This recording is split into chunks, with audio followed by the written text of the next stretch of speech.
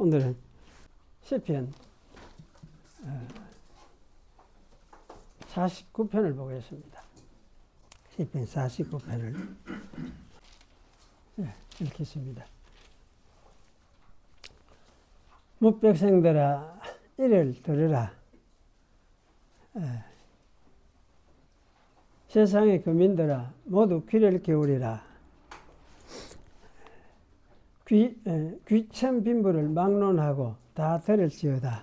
그런데 귀천 빈부를 막론하고 다 들을지어다. 그래서 제가 번역을 좀 다르게 했죠. 사람의 자손들도 인간의 자손들도 부자도 가난한 자도 그래 놨습니다. 그런데 이게 내 입은 지혜를 말하겠고 내 마음은 명철을 작은 소리로 엎조리리로다. 그런데 내 입이 지혜를 말하며 내 마음이 명철을 묵상하리라. 그래 놨고 묵상하리라 하면 엎조린다 하고 육도 좀 다르죠. 4절에는 내가 비유에 내 귀를 기울이고 수금으로 나의 오묘한 말을 풀리로다. 내가 잠언에 내 귀를 기울이고 수금에 의지하여 나의 오묘한 말을 흘려내리라. 이거는 똑같은 거고. 5절에는 죄악이 나를 따라다니며 나를 애워사는 환난의 날을 내가 어찌 두려워하랴. 죄악이 내 발꿈치를 애워사는 환난의 날에 어찌 내가 두려워하랴. 자, 6절에는 자기의 재물을 의지하고 부유함을 자랑하는 자는 아무도 자기 형제를 구원하지 못하며 그를 위한 속전을 하나님께 바치지 못할 것은 그들의 생명을 속하는 값이 너무도 엄청나서 영원히 마련하지 못할 것임이니라. 6절에 인간이 자기들의 힘을 신뢰하고 부한 것이 많음으로 자랑하거니와 이제 인간이 절대로 구속을 이루지 못하며 하나님께 그 속전을 갚지 못하리로다. 인간들의 생명의 속량값은 너무나 커서 영원토록 갚아도 부족하리로다. 비록 인간이 영원히 살아서 썩음을 보지 않는다고 하여도 그러하도다. 이런 이제 내용들이 뭐가 이랬다 저랬다 어느 게 어느인지 잘 모르는 헷갈리는 그런 것 같은 생각이 드는데요.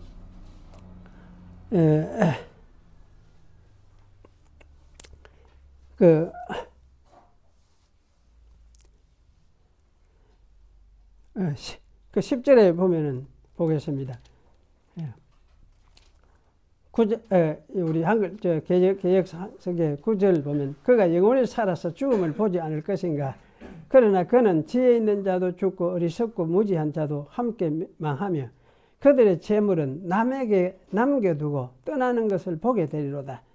그러나 그들의 속생각에 그들의 집은 영원히 있고 그들의 거처는 대대에 이르리라 하여 그들의 토지를 자기 이름으로 부르도다. 사람은 존귀하나 장구하지 못하며 멸망하는 짐승 같도다. 이것이 바로 어리석은 자들의 길이며 그들의 말을 기뻐하는 자들의 종말이로다. 그들은 양같이 서울에 두기로 작정되었으니 사망이 그들의 목자일 것이라. 정직한 자들이 아침에 그들을 다스리리니 그들의 아름다움은 소멸하고 서울이 그들의 거처가 되리라. 그러나 하나님은 나를 영접하시리니 이름으로 내 영혼을 서울의 권세에서 건져내시리로다. 사람이 치부하여 그의 집의 영광이 더할 때 너는 두려워하지 말지어다. 그가 죽음에 가져가는 것이 없고 그의 영광을 그를 따라 내려가지 못함이로다. 영광이 그를 따라 내려가지 못함이로다. 그가 비록 생시에 자기를 축하하며 스스로 좋게 함으로 사람들에게 칭찬을 받을지라도 그들은 그들의 역대 조상들에게로 돌아가리니 영원히 빛을 보지 못하리로다. 존귀하나 깨닫지 못하는 사람은 멸망하는 짐승 같도다. 이쪽하고 이제 이걸 우선 읽었습니다. 읽었는데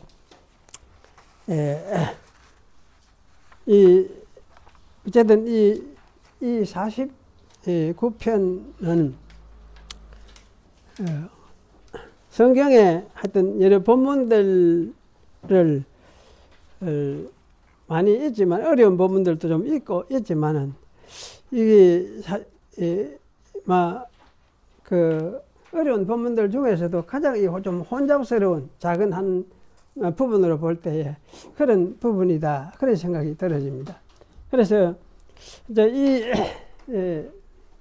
이 본문을 번역하는 부분도 본문 자체가 이해되는 게 어려우니까 본문 자체도 번역하는 것도 사실 어렵다는 건 말할 것도 없어요. 그래서 우리가 이제 이거는 외국 번역뿐만 아니라 한글 번역에서도 한글 개역하고 개정역 간에서도 전혀 다르게 번역된 곳이 여러 곳이 있고, 또 이 시편에는 어떻게 보면 이 개정역이 오히려 더 좋지 못하게 번역된 것 같기도 하다, 그런 생각이 들 때가 있습니다.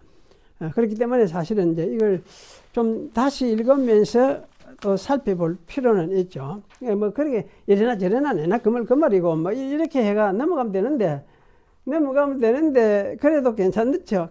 그렇게 보면 믿음이란 큰 틀에서 보면은 괜찮다 싶은데, 사실은 그래도 이게 무엇을 말하는지 정확한 말을 정확하게 이렇게 판단을 해야 그 이제 정확한 그 속에서 무언가 또 이야기할 거리를, 그것이 말하는 거리가 무언가를 우리가 생각을 해볼 수가 있게 되죠. 그런 점에서 사실 이런 이제 작업이 사실은 필요하다 할 수가 있습니다. 어쨌든 여기서 볼 때 이제 이 고라 자손들의 시각이 첫 번째 우리가 기억을 할 것은 뭔가 하면은, 고라 자손들의 시각이 그 유대인의 한계에 머물러 있지 않다는 사실입니다. 그래서 그들은 온 세상 만민들을 향해서 그 시각을, 눈을 열고 있습니다. 그래서 1절에 보면은 만민들아 이렇게 말을 했다가 또 세상의 모든 거민들아 라고 이렇게 말을 했습니다. 그래서 이 말은 결국은 온 세상 사람들을 향해서 고라 자손들은 이야기를 하고 있다, 그렇게 우리가 이해를 할 수밖에 없죠. 그래서 이 고라 자손들은 자신들은 이스라엘 사람이지만은 이스라엘이라는 그 한계를 벗어나서 온 세상을 향해서 외치고 이야기하려고 하고 있다, 그렇게 말을 할 수가 있습니다. 그리고 이제 이 말하는 이것이 사실은 사람의 말이 아니고 인간의 지혜도 아니고 하나님의 계시의 말씀이라는 그런 점을 생각을 해보면은 온 세상을 향해서, 온 세상 사람들을 향해서 하나님의 계시의 말씀을 외치려고 하고 있고, 그러면 온 세상 사람들 너희들은 하나님의 계시를 받아야만이 한다 하는 그런 어떤 생각을 고라 자손들은 가지고 이런 이제 말을 하고 있다, 그렇게 우리가 생각을 할 수가 있습니다. 그러면 이 고라 자손들의 세상 만민을 향한 이러한 생각이 그건 어디에서 나왔을까? 그래, 온 세상 만민을 향해서, 자기들은 유대인들인데 유대인의 한계를 넘어서서 세상 만민을 향해서 말을 하려고 하는 이러한 생각이 근거가 어디에서 나왔느냐, 이걸 우리가 이제 생각을 해볼 필요가 있죠. 그래서 성경 역사를 생각을 할 때에 이것은 아브라함에게 주신 약속에서 이런 생각이 이미 들어있기 때문에 고라 자손들이 바로 이런 생각을 가지게 되었다, 그런 생각이 들어집니다. 고라 자손들은 당시 아마 성소를 중심해서 봉사하는, 요새 말하면 신학자들이라 할 수도 있고 목회자들이라 할 수도 있습니다. 그들은 하나님이 아브라함에게 약속하셨던 내용을 궁구하여 하고 연구하여서 잘 깨닫고 있었던 사람들이었다고 생각이 됩니다. 하나님은 아브라함과 사라에게 열국과 만백성들의 조상이 되겠다고 약속을 하셨습니다. 아마 고라 자손들은 이 약속의 내용을 잘 깨닫고 있었던 사람 같아요. 단순히 유대인으로만 머무는 것이 아니고 이 약속이 무엇인지, 유대인들에게 주어진 약속의 내용이 무엇인지를 잘 깨닫고 있었던 사람들이었습니다. 그래서 여기서도 온 세상 사람들을 뜻하는 만백성들아 또는 만민들아 또는 세상의 모든 거민들아 이렇게 이야기를 하는 거죠. 여기서 이 만민들은 그러면 온 세상 민족들 중에서 아브라함의 자손이 되는 모든 사람들을 가리키는 것이 분명합니다. 믿음으로 아브라함의 자손 되는 모든 사람을 가리키는 것이 분명하다. 그렇게 생각할 수가 있습니다. 이런 의미에서 세상의 모든 거민들아 이렇게 중언법을 써서 강조를 하고 있습니다. 고라 자손들은 세상에 거주하는 모든 아브라함의 자손들을 향해서 듣고 귀를 기울이라고 외치고 있는 셈이죠. 이런 점에서 보면은 이 시는 아마 신약적인 성취를 내다보고 있다고 생각이 됩니다. 따라서 이 시는 예언을 내용으로 하고 있는 것이다. 예언시다. 그렇게 말을 할 수가 있겠습니다. 그래서 예언을 하고 있다. 그렇게 이야기를 할 수 있겠죠. 그리고 2절에서 여기 이제 빈부, 귀천 빈부라고 한 것도 아마 제대로 번역된 것은 아니다는 생각이 제가 듭니다. 그래서 문맥을 고려하지 않고 우리가 귀천 빈부 이렇게 읽으면은 어떤 한 나라 모든 사람 뭐 이 정도로 우리가 축소시켜서 생각할 수도 있죠. 그런데 여기 히브리어 성경은 사람의 자손들도 인간의 자손들도 부자도 가난한 자도 함께 이렇게 되어 있어요. 그러니까 여기서 사람의 자손들 하는 말은 베네 아담, 아담의 자손들 이런 말이죠. 그리고 인간의 자손들 이 말은 내나 인간, 인류를 가리키는 말임이 틀림없습니다. 그래서 둘 다 사실은 온 인류를 가리키는 것이 틀림없습니다.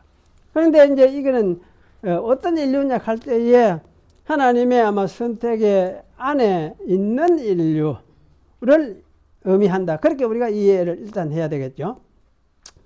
이 이제 두 말이 동의어로서 사용된 것이 틀림이 없죠. 그래서 여기서 아마 이 두 말을 동의어로 생각을 하고 이해를 하는 것은 당연하다 싶습니다. 그런데 또 생각해 보면은 이게 조금 뭔가 어떤 차이점을 두렵고 약간 차이점을 두고 강조를 하려고 싶은 그런 어떤 생각이 있어요. 그래서 이제 요게 중첩하지만은 말 좀 다른 것을 보태해 가지고 또 이야기를 하고 있어요. 그래서 이제 어쨌든 여기 이제 중요한 거는 어쨌든 모든 사람, 모든 인간을 강조를 하고 있습니다. 하나님이 이 다른 동물과는 다르게 하나님의 형상을 부여하여서 지은 피조물, 사람, 그러니까 이걸 아담이라 이렇게 이야기했거든요. 창세기 1장에 보면 하나님이 사람을 창조하실 때 그 사람을 창조하다 이렇게 할 때에 그때 아담을 아담 이렇게 말을 하고 있어요. 그러면 이 사람 할 때는 남자와 여자 구분 없이 어쨌든 사람, 인류는 인류인데 남자와 여자 함께 여기 사람을, 인류를 이야기를 하고 있다. 그렇게 생각을 할 수가 있습니다. 그런데 여기 이제 인간이라는 말은 사실 남자라는 의미가 일단 강해요. 남자가. 그래서 인간을 아마 대표하는 그런 의미에서 여자를 안 내세우고 남자를 내세워 가지고 남자를 이시 이렇게 부르거든요. 이시 하는데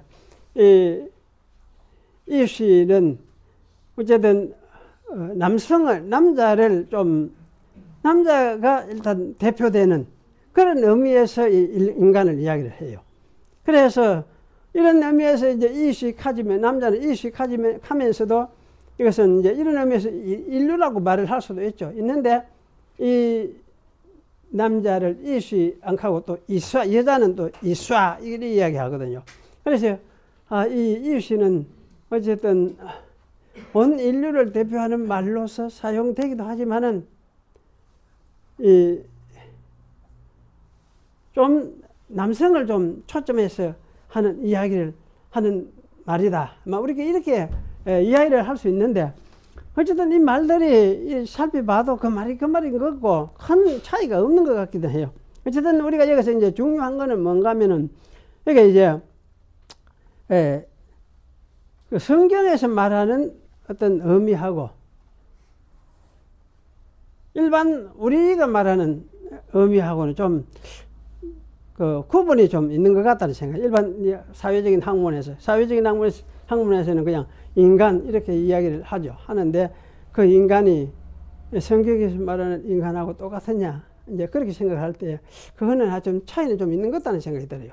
그래서 어쨌든 이런 이제 우리가 생각을 하면서 여기에서 어쨌든 이야기하는 거는 온 세상 사람, 온 세상 사람인데 특별히 이제 그 중에서도 온 세상의 모든 인간을 향해서 말씀을 하고 있는 그런 취지를 뜻을 가지고 이 말을 하고 있으니까, 그래서 여기 이제 귀천빈북하는 이 말은 어쨌든 좀 의미를 좀 우리가 더 폭넓게 좀 잘 이해를 하고 이해를 읽어야 되겠다, 그런 생각이 들었습니다. 그리고 여기 이제 3절에서는 고라 자손들이 외치는 것은 이제 지혜와 명철이라고 이야기를 하죠. 그런데 이 시가 말하는 지혜는 뭐 다른 거 없죠. 잠언에서 말하는 지혜와 똑같은 것이다, 그렇게 우리가 생각을 할 수가 있죠. 그래서 이것은 지혜라는 것은 여호와를 아는 것이다, 그렇게 말을 할 수가 있습니다. 그래서 이것은 철학적인, 여기 지혜하는 것은 철학적인 어떤 천리를 말하는 것도 아니고 우리 동양에서 말하는 어떤 도나, 노자가 말하는 도나, 또 고대 헬라 철학에서 말하는 로고스와 같은 것을 말하는 것은 아닙니다. 그래서 여기서 말하는 지혜는 여호와 하나님이 인생에게 어떤 분인가를 깨닫는 것을 이야기를 해요. 그래서 이 깨달음을 가지고 세상을 해석하고 이해하는 것을 뜻한다, 그렇게 이야기를 할 수 있습니다. 그래서 이런 깨달음을 가지고 있는 것이 지혜 있는 것이다, 그렇게 말을 할 수 있습니다. 그리고 명철도 같은 맥락에서 이해하는 것이 좋습니다. 그래서 명철하는 이 말도 그냥 이제 보통 이해 또는 understanding 이렇게 이제 번역이 되는데, 그래서 이제 이 명철은 야, 머리가 좋구나, 명석하구나, 이렇게 이제 생각을 하기가 쉽지만 사실 그런 것이 아니고 이 인생이라면은 아무도 부인할 수 없는 명명백백한 하나님에 대한 사실을 깨닫고 받아들이는 것, 이것을 명철이라 그렇게 이야기를 한다, 그렇게 우리가 이해를 할 필요가 있습니다. 그런데 사실 여기에서도 좀 우리가 이제 번역에 대해서 또 이야기를 해야 되는데, 한글에서 명철을 묵상하리로다 한 것을 한글 우리 개정역에서는 작은 소리로 엎조리리로다, 이렇게 번역을 했습니다.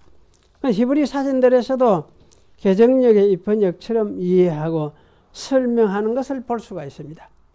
하지만 이 명철을 작은 소리로 엎조린다고 말하는 것은 묵상한다고 이해하는 것과는 좀 차이가 날 수밖에 없다는 생각이 들어요. 그렇지. 명철을 작은 소리로 엎조린다. 그 말이 안 돼도 그 말이 안 맞죠. 그러면 뭐냐, 이게 작은 소리로 엎조린다 할 게 아니고 명철이다 하는 거는 마음속에서 묵상하는 거죠. 마음과 관계되어 있으니까. 그래서 마음은 묵상과 관계되어 있는 것이고, 이렇기 때문에 사실은 이제 마음으로 묵상하는 이것은 엎조린다는 것이 아니고 마음으로 우리가 묵상한다, 이렇게 이야기하는 하는 것이 더 옳겠죠. 그래서 이런 의미에서 이런 부분을 생각할 때에 참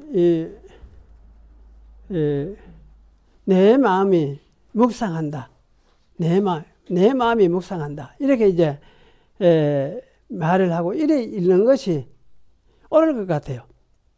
그리고 4절도 이제 3절과 같은 맥락에서 이해하는 것이 좋겠습니다. 고라 자손은 자신이 깨달은 잠언에 자신의 귀를 기울이려고 하고 또 오묘한 말을 흘러내려고 하죠. 그래서 저는 여기 이제 이 비유라는 말, 비유라고 번역된 이 말을 그냥 잠언 이렇게 좀 번역을 하는 게 좋겠다 싶습니다. 그래서 잠언과 오묘한 말 이렇게 번역을 하는 게 좋겠다 그런 생각이 들어집니다. 그래서 성경의 이 잠언은 여호와 경외가 핵심이죠. 그리고 오묘한 말은 성경의 다른 곳들에서 여기 이제 오묘하다는 이 말은 희다라는 말인데 수수께끼 또는 어려운 질문 이런 식으로 사용이 되고 있어요. 하지만 여기서는 명백하게 드러나 있는 계시적인 가르침을 말하고 있습니다.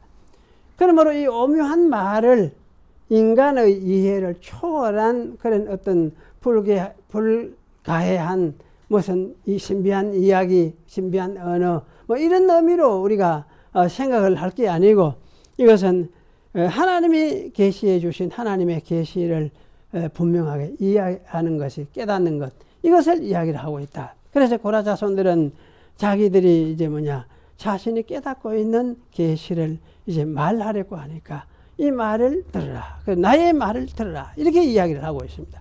그리고 여기 이제 5절에서 9절은 속량을 이야기하죠. 구속을 말을 합니다. 그러면 구속이 속량이란 말하고 구속이란 말을 같은 말이에요. 같은 말인데 속량 이렇게 말을 할 수밖에 없을 때가 있는 것 같아요. 그래서 구속하다가도 속량 이렇게 하기도 하는데 어쨌든 이 구속이 아마 앞에서 말한 잠언과 오묘한 말의 내용이라고 아마 이해하는 것이 자연스럽다. 그럼 여기서 이제 말하는 거 잠언과 오묘한 말의 내용이 무엇이냐 할 적에 구속을 이야기를 하는 거지. 따라서 이 구속을 듣고 이해하는 것은 잠언과 오묘한 말을 듣고 이해하는 것이다. 이렇게 말을 할 수가 있습니다. 먼저 이 5절은 죄악이 내 발꿈치를 에워 사는 환난의 날에 어찌 내가 두려워하라 이렇게 말을 합니다. 자신의 그 아주 담대한 소리 같은 그런 이야기 같지만은 아마 이런 자신감은 계시의 내용을 분명하게 깨닫고 있는 데서 오는 것이 틀림없습니다.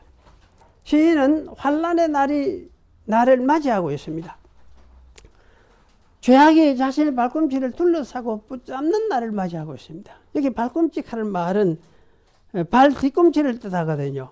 그래서 창세기 3장에서 뱀이 여자의 후손의 발꿈치를 상하게 할 것이다라고 할 때에 쓰인 단어가 바로 이 단어입니다. 그러면 이 계시를 말하려고 하는 고라 자손은 여자의 후손 계열에 속하는 자라고 할 수가 있고 고라 자손은 뱀의 후위에 곧 죄악의 공격을 현재 받고 있다는 것을 보여주고 있습니다. 그는 자신이 환난의 날을 맞이하고 있습니다. 그런데 여기서 말하는 이 죄악이란 어떤 류의 죄악일까? 이렇게 우리가 질문을 할 수 있겠죠. 여기서 말하는 죄악이란 6, 7절 내용과 구체적으로 관련이 있는 것 같습니다. 그래서 6, 7절의 내용은 다음과 같은 것들이죠. 인간이 자신들의 힘을 신뢰하고 또 재물이 많아지자 교만하게 되어서 자기들의 생명 가격까지도 갚을 수가 있다, 감당할 수 있다 이렇게 생각하는 것이죠. 즉 구속도 자신들의 힘과 재물로 얻을 수 있다고 생각하는 것입니다. 힘과 돈만 있으면 생명도 살 수 있다고 생각하는 것입니다. 이것은 세상 사람들 뿐만 아니라 물질 만능주의에 빠져서 제 자리를 아마 잃고 있는 어떤 종교인의 모습이기도 하다는 생각이 들어요. 이런 사고방식이 여기서 말하는 죄악이라는 생각이 들어져요.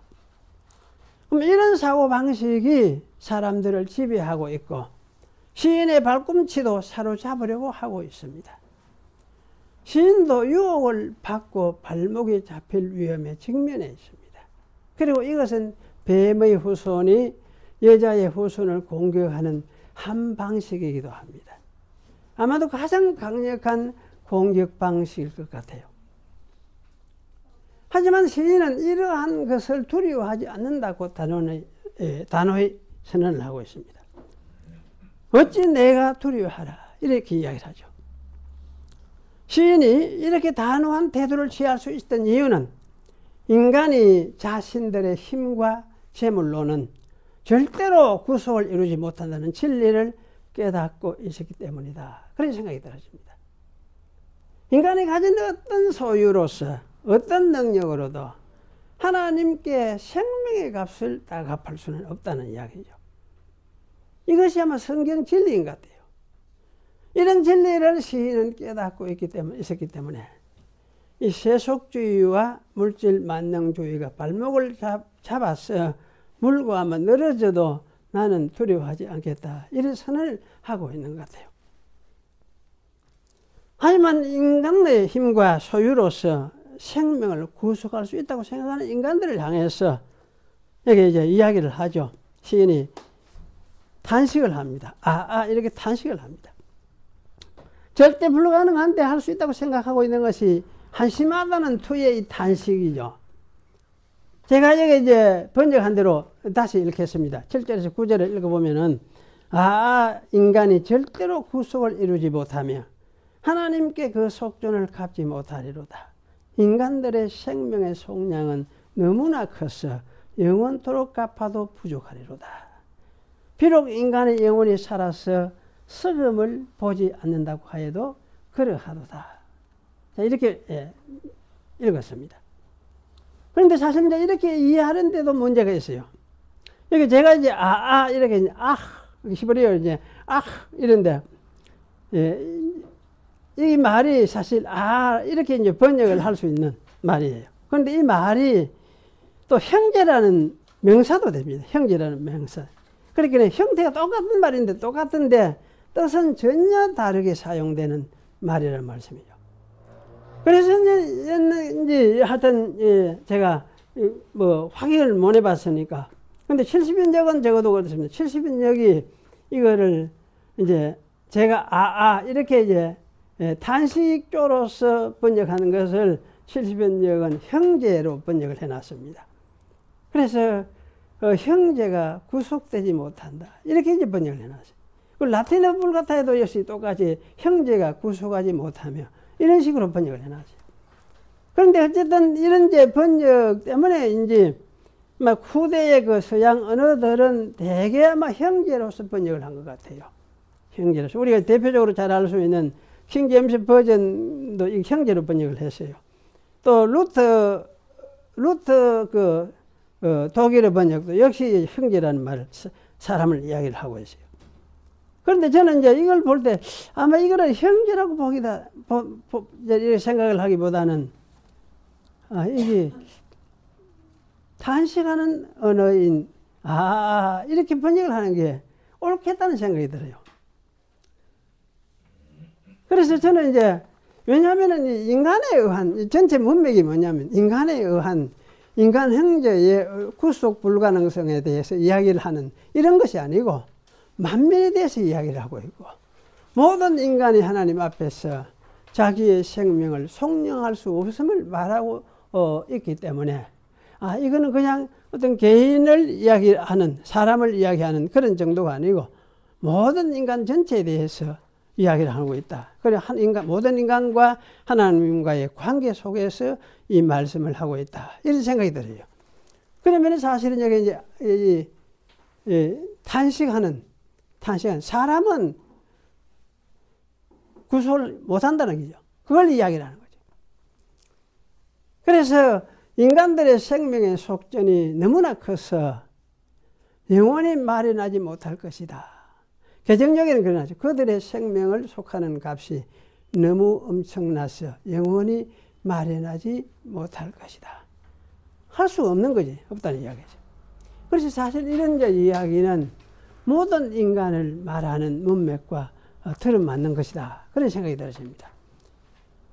그러면 인간 자신들은 자신의 생명값을 지불할 수가 없는 것은 틀림없죠. 인류는 그래요. 인류는.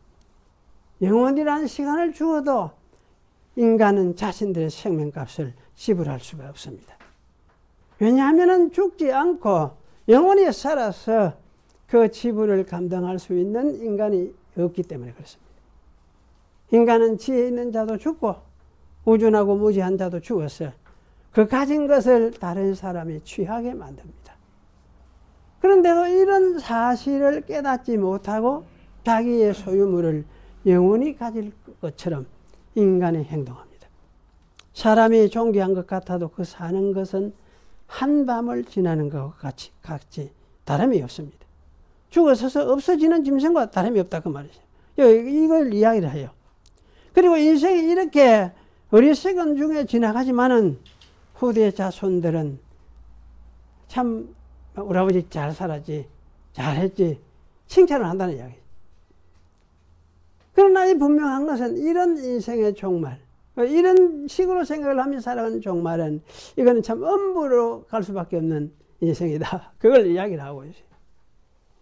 하지만 시인이 여기서 자기를 취하려는 이 엄부 권세에서 하나님이 자기 영혼을 구속하실 것이다. 엄부가 자기를 잡아가려고 하고 있는데 하나님이 거기에서 자기 영혼을 구속하실 것을 이야기를 하니까. 그러면 이 구속이라는 것은 우리가 이제 대가를 지불하고 사오는 것을 이야기를 하죠. 대가를 지불해야 돼요. 일단 대가를 지불해야지. 구속이라고 할 때는 대가를. 또 하나님이 엄부의 권세에서 대가를 지불하고 이제 건져내실 것을 이렇게 노래하고 있는 거죠. 확신하고 있는 거죠. 그리고 여기서 이제 이 자기라는 말을 자기 영혼, 뭐 같은 말인데요. 어쨌든 이것이 자기 자신을 하나님의 엄부의 권세에서 건지실 것이다. 이런 확신을 가지고 이걸 노래합니다. 그러면 하나님은 무엇을 구속의 대가로 지불하셨을까? 이게 이제 중요하거든요. 이게 이제 신학적으로 굉장히 의미가 있는 질문이고, 하나님이 그러면 구속하셨으면 하나님이 뭘 대가로 지불했느냐? 하나님이 우리를 어떻게 뭘 대가로 지불해야 했느냐? 이걸 참 우리가 잘 생각을 하는 게 필요해요. 하나님이 지불하신 것이 무엇이냐 할지 계시 역사에서 보면은 하나님의 내려오심. 저는 이렇게 이야기를 합니다. 하나님의 내려오신 사건. 하나님의 내려오심. 이것이 하나님이 대가로 지불하는 것이다. 속전이다. 돈이지만은 돈 아니고 자기 자신을 내려와서 지불하는 거죠. 그럼 하나님이 내려오셔서 자기의 백성 가운데 거하시는데, 이게 이제 출애굽기 3장에 보면 이 말이 나와요. 하나님이 내가 내려가서 애굽에 있는 내 백성들을 내가 건져내겠다. 이런 이야기를 하거든요. 그러니까 그때부터 이제 내려오셔서 하나님이 계속 이스라엘 백성과 함께 거해요. 함께 거하면서 이스라엘의 원수를 치고 정복을 하고 이러면서 계속 일을 해요. 계속 일을 해요. 그 일을 언제 하느냐 하면 하고 마는 게 아니고, 예수님이 그 일을 이어서 뭐 예수님이 세상에 오시기까지 이제 계속 이어가는 거지. 그리고 성령을 보내셔서 성령으로 임재하게 되는 이것까지 또 이어지는 거지. 그러니 사실 이 내려오심이라는 개념은 굉장히 중요한 개념이에요. 하나님 내려오심. 근데 이거를 사실은 빼먹고 논의를 안 하고 지나가 버리더라고. 구약 그 어떤 학자들이라든지 보면은 종종 이 부분을 빼먹고 지나가는 것 같다는 느낌을 저는 받아요. 그래서 하여튼 이 부분이 중요한데, 이렇게 하나님이 내려오셔서, 그러면 이거 내려오시는 것은 자기 희생이기도 하고, 자기 낮추는 거, 이걸 낮아지심, 이렇게 이야기를 할 수 있죠. 하나님이 자기를 낮춰 오시는 거. 그래서 이렇게 낮아져서 오셔서 내려오시는 이것이 하나님이 자기 백성을 위해서 자기를 돈을 지불하시는 속전이다. 아마 이렇게 이해를 하는 것이 옳겠다. 그런 생각이 들어요. 그래서 이제 이렇게 이해하면은 참 결국은 여기서 말하는 이제 이 내려오신 속전이라는 것은, 그러면 하나님이 여기서 말한 대로 서울에까지 내려오셔서 그 권세, 사망 권세를 치실 것을 이야기를 하죠. 그래서 음부의 권세에서 구속한 결과는 뭐냐? 그러면 생명이죠. 영생이죠. 거기서 벗어난 영생인데, 고라자손 시인은 하나님께 영생이 있음을 바라고 거기에 확신을 가지고 있습니다. 그리고 이런 하나님의 구속 사역들이 하나님의 구속의 속전이다. 제가 이제 이렇게 이야기를 하는데, 모르겠습니다. 이런 이제 이야기에 대해서는 별로 아마 동감을 안 할지도 모르겠어요. 동감을 안 할지도 모르겠는데, 저는 볼 때, 생각해 볼 때는 이게 가장 좋은 대답인 것 같아요. 생각이 들어요. 하나님이 우리를 위해서 바친 것이 뭐냐? 자기 낮추십니다. 자기 낮추심. 내려오십니다. 이렇게 이제 이야기를 할 수 있어요.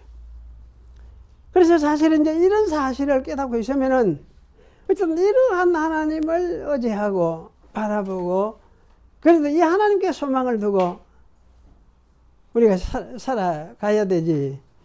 이걸 소망을 잊어버리고 살지 이런 걸 생각지 못하고 산다 하면은, 그것은 결국은 멸망하는 짐승 같지 않느냐. 그 얘기를 하고 있는 거지. 그 사실은 이 이야기는 여러분에게 하는 이야기일 줄 모르죠. 여러분은 아마 하나님을 믿기 때문에 여기 왔지. 여기 와서는 이 이야기를 아멘하고 듣겠죠. 그렇지 않는 사람은 안 할 수 있습니다. 그렇지도 않을 수도 있겠죠.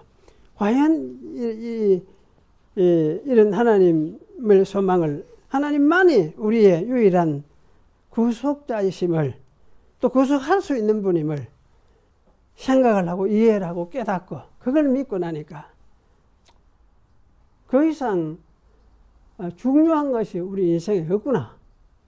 아마 이래는 돼야 안 되겠습니까? 적어도. 그 이상 중요한 것은 우리 인생에 없구나. 세상에서 사는 거 먹고 사는 것도 다 필요하죠. 이게 지금 살아보니까 저도 살아보니까 사는 게 참 힘들어요. 사는 게 참 힘들어요. 이 사는 게 장난이 아니구나. 그래요. 사는 게. 그러니까 저는 이 삶을 이게 참 힘드는데 그런데 이래 힘이 들지만은 그러니까 이 세상에서 이게 필요한 거를 구하지 않을 수도 없고 그런 것 같아요. 그래도 구해야 되는데